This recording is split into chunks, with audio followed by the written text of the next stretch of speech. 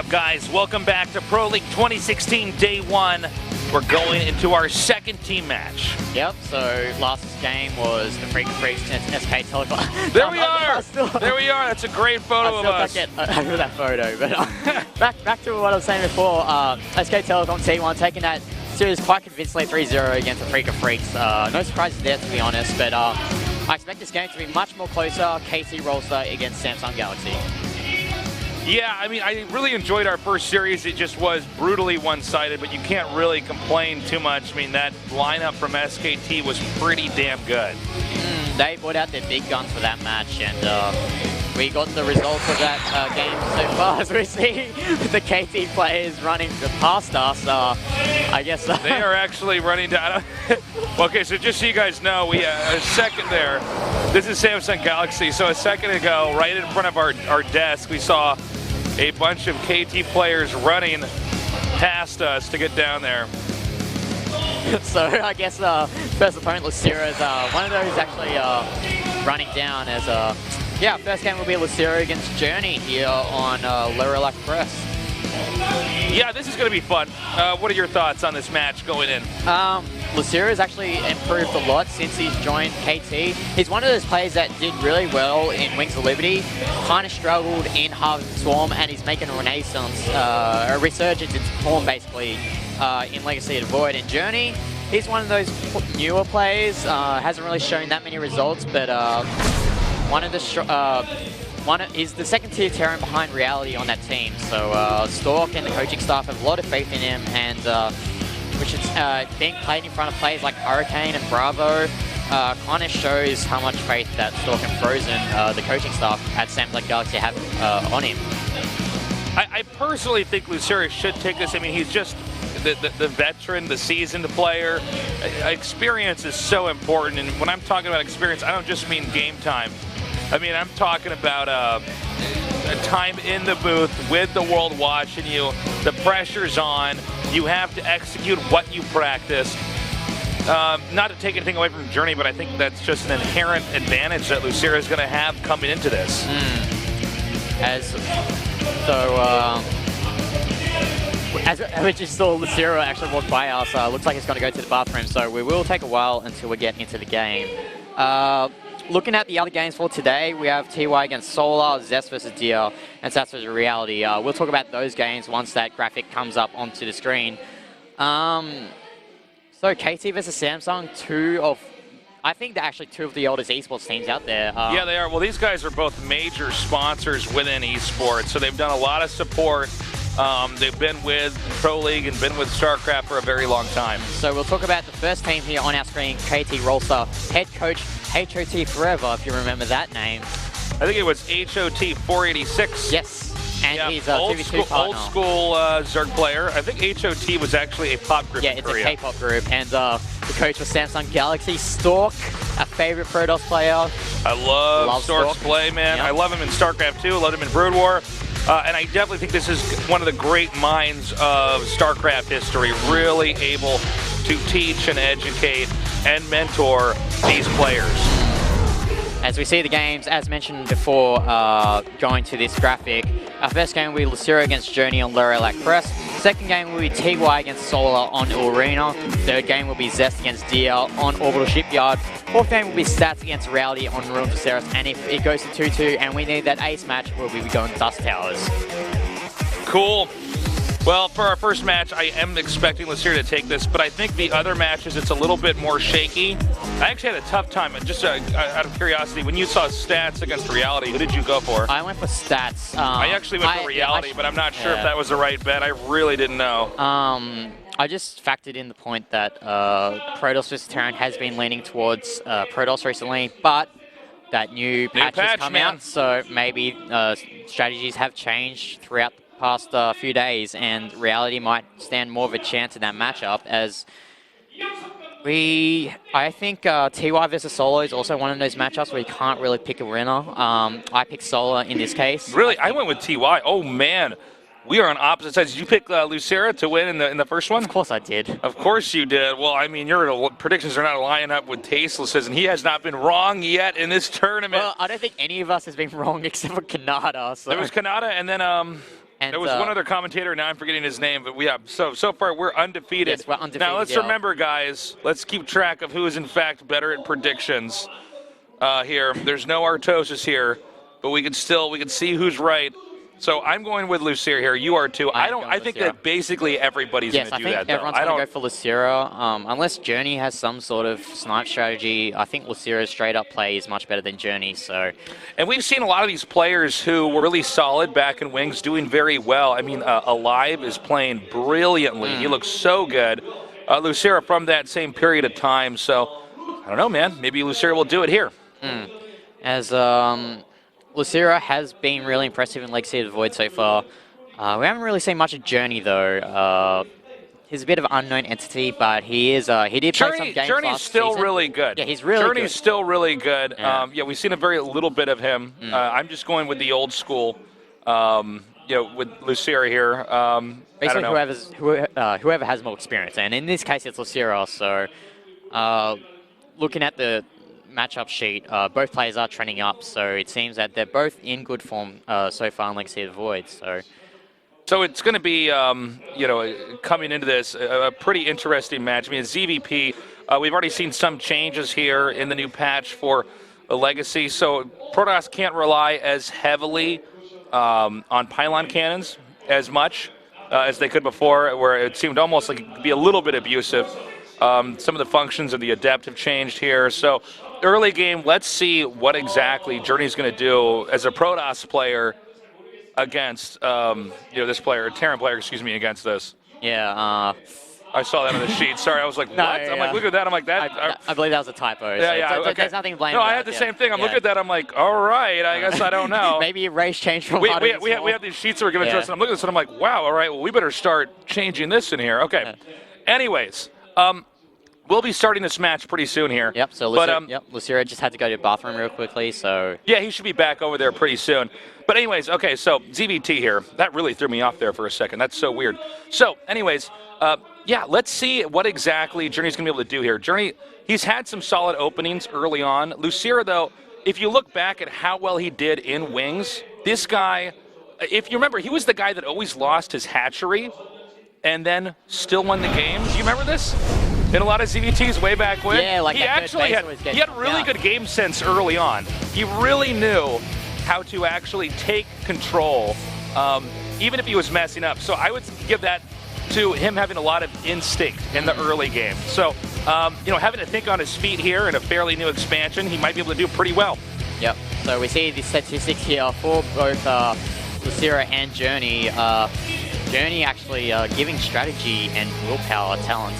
So basically Journey giving a lot of props to Losira. Losira, on the other hand, only even in terms of trust, whatever that means. Yeah, I actually need to talk to our producer after this, because now that I'm seeing this graphic, I'm not sure exactly what they mean by trust. Yeah. I can't wait till Trust actually plays a game, and then we'll be like, Trust. Yeah, and he better have the highest stats in that. So these guys fairly evenly matched. They've met before. Yep, 3-2 in favor of Losira, I believe. Actually... All right, here we go. Already mixing it up. Yeah, so Carson Che and Mr. Udaeon deciding to go for Journey in this game. Myself, Kanata, and you going for Losira with a safe pick. I guess they believe in Journey as much more than we do, so... Well, let's see what happens, man. I mean, it's best of one. You can expect anything. If you're just now joining us, we are going to be going, it's going to be 5 total games if we actually can get that far. It's the first to 3 wins. Basically, team versus team, best of 5. And this is going to be game number 1 between these two. Journey versus Losira.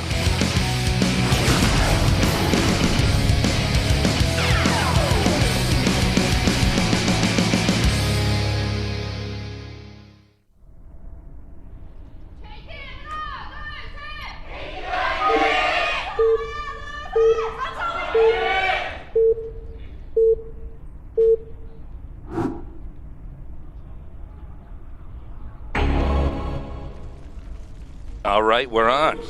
In the bottom left, in the red, Losira. In the upper right, it's like our Protoss player, Journey. No, he's our Terran player. Yeah, that Terran player. Apologies about that previous error, but I love how Losira just sits there in the booth with like his eyes on the monitor. It's like fierce. He's got that. Yeah, he's got the eye of the tiger going on, man. Cross positions like we saw last match on Lerilak Crest between Classic and Curious. Lerilak Crest is one of those large maps where you can take over the map and basically control your half of the map, and with the way that Terran versus Zerg matchup works with all these drops and stuff, being in cross positions is a lot better than being vertically or horizontally spawned with your opponent. You think better for Terran or better for Zerg? Better for Zerg. Okay, yeah, I was going to say. I think it's definitely a spot that Zerg is going to prefer to be in. Now, we've seen a lot of different styles of ZVT and TVZ in this matchup. We've seen a lot of timing attacks from Zergs coming up. We have seen some Nidus all-ins. I don't know if we're going to have that in this game, but, I mean, expect anything. We have seen from Terrans as well, the tanks become reincorporated in TVZ because you can have these really favorable exchanges where you do pick up the medevac and relocate and drop that again, making, you know, Bane Ling, when they do come in, you can actually have a lot more siege tank shots fired off. But then Terran does have to balance that that tightrope act with you know, Marines making sure they're actually being healed up after they're stemmed, and not just with medevacs microing around and your Marines dying almost immediately. Especially on a map like Lerilak Crest, where you have that upper ground in that middle. Yeah. A lot of engagements are going to happen in that middle area, so it's going to be really interesting how Journey approaches this game, how he uses, though, if he decides to go for that tank medevac play, how he but how he utilizes that terrain to his advantage against Losira. Yeah, let's see how exactly he opts to do that. We have that first Reaper coming out. This is pretty typical in almost all the Terran matchups, almost all the time, that you get a Reaper out there early. You know, Legacy of the Void, it's much more heavily dependent on getting a multitude of bases up and running as quickly as possible. So having the Reaper up allows you to scout, allows you to gauge exactly how much they're doing. The Reaper can get away pretty easily, and oh my god, almost got that drone. It was a really nice move there with that grenade before that extractor got built by that drone, but unfortunately for Journey, as cute as that play was, couldn't get that drone kill, and as a result, that Queen comes out, Reaper has to back off, and we see Hellions coming out from that factory that's got a reactor on it. Yeah, and this is pretty typical. He can then combo that with those two Hellions with the Reaper, try to come forward and put on a little bit of pressure here. We do see Ling's speed about to finish, and Terran normally have this timed out where they don't want to be too close to the Zerg as that Ling speed finishes, because that's how they're going to end up getting caught. Sure. As we see, Reaper actually taking out one Zergling there. Nice victory there for Journey. As we see Speedling almost done, and actually quick speed on the Overlord from Losira, which is quite a neat touch. I guess he just wants to see what Journey's doing right now, click Banshee. You know, and we've also seen later on, this might go well with some possible drops. Oh my god! You know, you don't normally see a surround with that many Lings. That has to be a perfect surround to get the Reaper like that, with 5 Lings. Especially with the Hellions out on the map, it's quite bad there from Journey losing that Reaper, but it looks like he's going to try and get as much damage as he can from these Hellions. We'll see how much damage these do. That's 2 drones so far. A lot of Zerglings being pumped as well. We'll see if he gets that creep tumor. Yes, he does. As we see, Baneling nest in the production tab for Losira, so it looks he's looking to get some early damage in with those Banelings if he chooses to go for that. The Hellions are backing up. Oh, I love it. He hid the drone over there in the far left. We only just caught it for a split second, but it was really cool. Hid the drone on the far left, so when the Hellions peeked in and flew and ran back out, he then immediately planted the hatch. So Zerg might be thinking possibly that, Terran might be thinking that there's a possible attack coming up here. But in fact, it looks like Losira is going to continue to just macro up. Now the Hellions are going to poke back in again and then see, okay, he's got a hatchery there. Banshee en route, by the way, headed down to the bottom.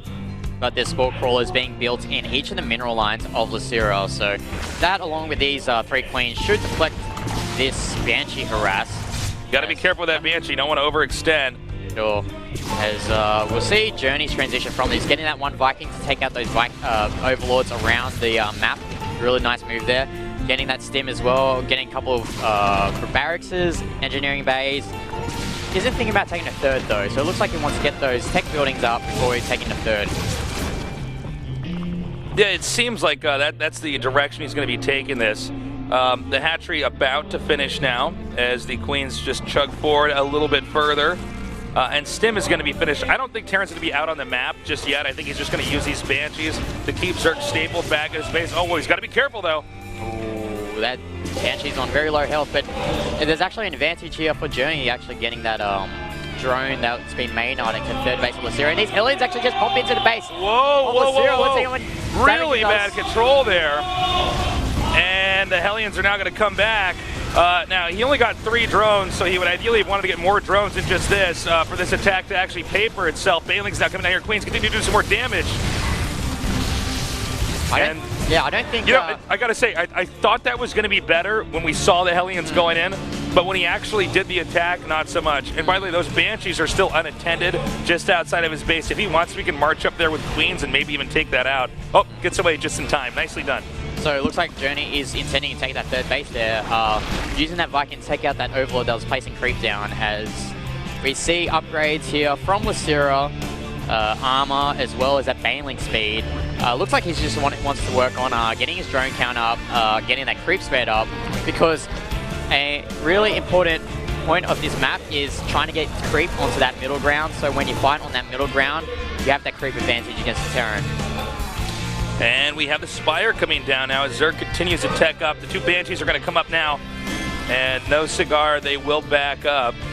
They don't have any energy on them, so I think he should move around to the middle of the map, pick off some units, and then move back, get those Banshees repaired, wait for that energy to come back.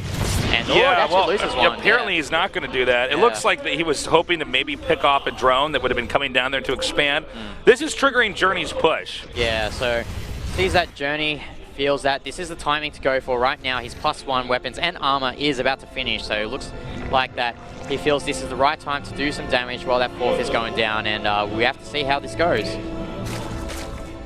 Yeah, Zerg might be in okay shape to hold this. We're going to have to see. I mean, when you have Hellbats like this, a lot of it does come down to the angles in which they actually engage them, and I don't...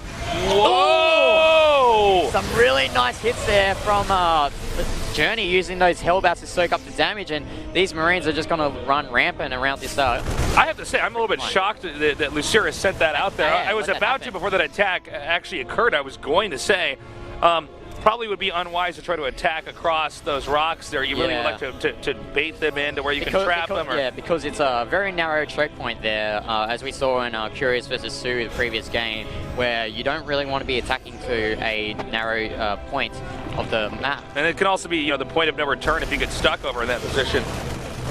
As we see Journey pushing out with those Marines and Widow Mines. We haven't seen any tanks yet, so it looks like it's favoring... I think he's just going to go for this style of play, the Widow Mine Marine. It's more of a Heart of the Swarm style of play, but it's not like it doesn't work here in Legacy of the Void either. Exactly. I feel like Terran versus Zerg is one of those matchups that has changed the least, coming from Heart of the Swarm to Legacy of the Void. So a lot of the strategies that are used in Heart of the Swarm are still applicable in this matchup in Legacy of the Void. Okay, Stimming coming down now. We do see Losira just staying back.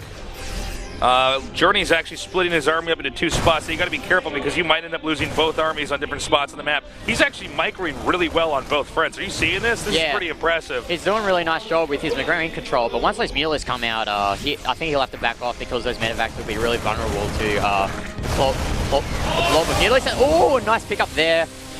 Doesn't get hit by those Banelings. All right, he's going to drop down over here.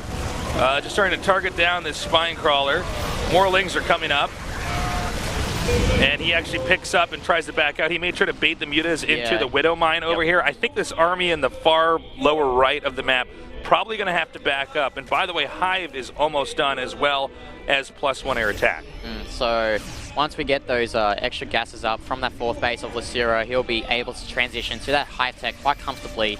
His upgrade's looking pretty well so far. Fire attacks nearly done for his Mulist, as we see those adrenal glands and the +2 for his ground units being built so far for Losira. Scan here by Journey does identify that the Hive tech has started. We do see finally he's getting his 4th base up here at the top center. Oh my god, gotta be careful here. Oh, gets a hit, but it's only splash damage on the Mulist. That's not what he wanted there. He wanted to get that juicy hit on those Mulists. I wonder if he's gonna try to regroup and attack in his second here. Because his army's actually cut in half. Zerg just keep moving up and down the middle of the map while this army's out here. I'm not sure how much damage these two Terran armies are actually doing. Yeah. It is, of course, getting Journey enough time to get an expansion up here. He's got Liberators there as well to help to defend. Yeah, I think at this point, Journey needs to back off from that bottom right, maybe reestablish his army, join them together at the upper ground, because as I mentioned before, time and time again, you do not want to get the Zerg to spread creep on that middle ground, because that's where most of the action is going to happen on in this matchup.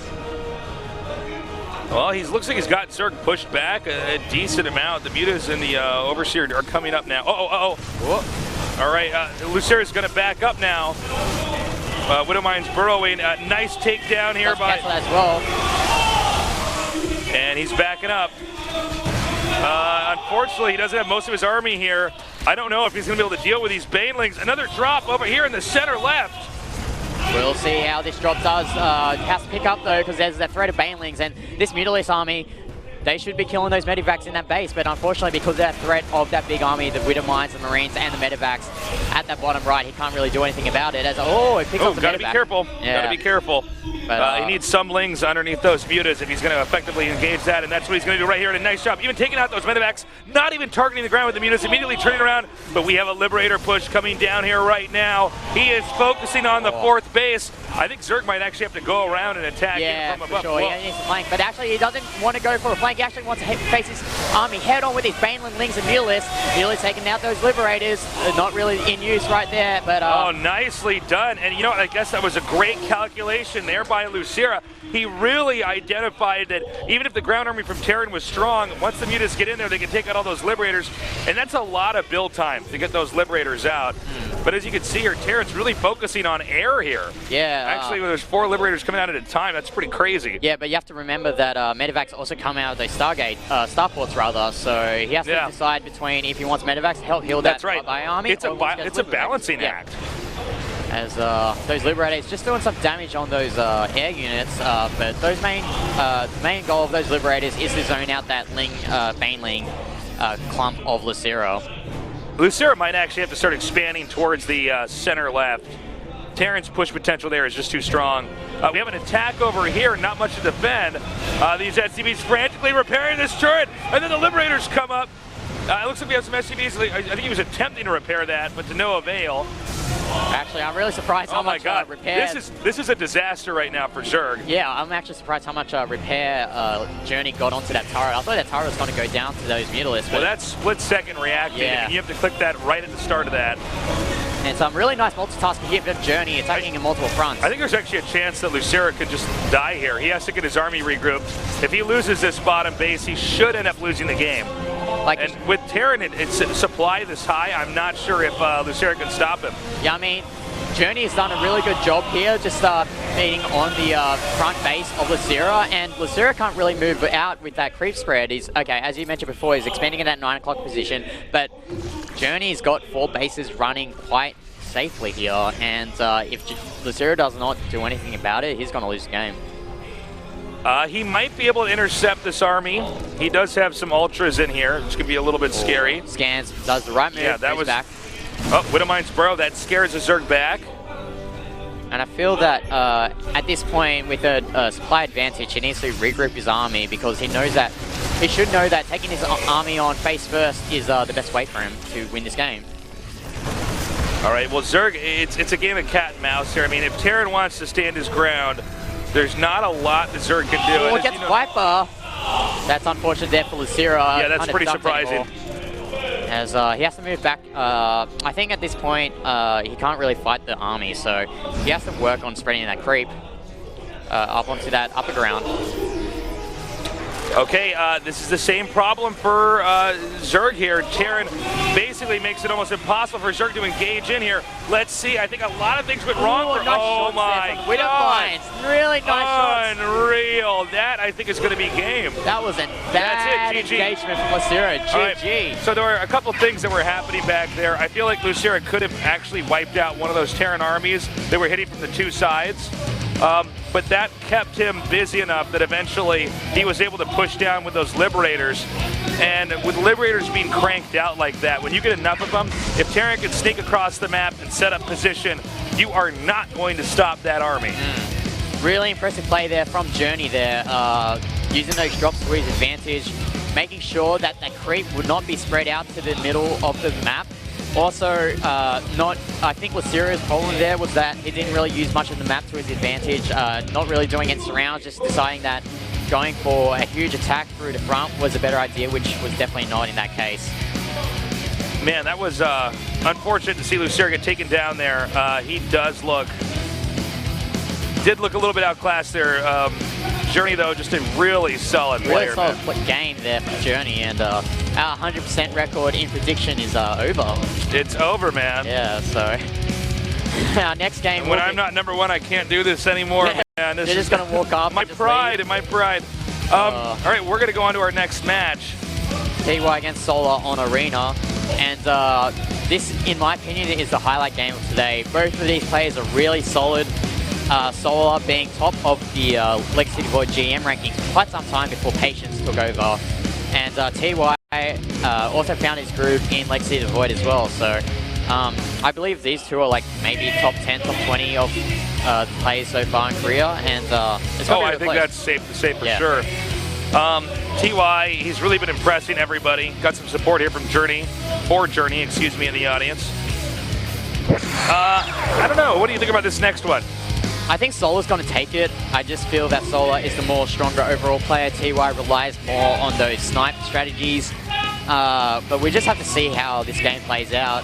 It's like, this is one of those predictions that I was kind of like tossing and turning over. Because both these players are like really close skill-wise.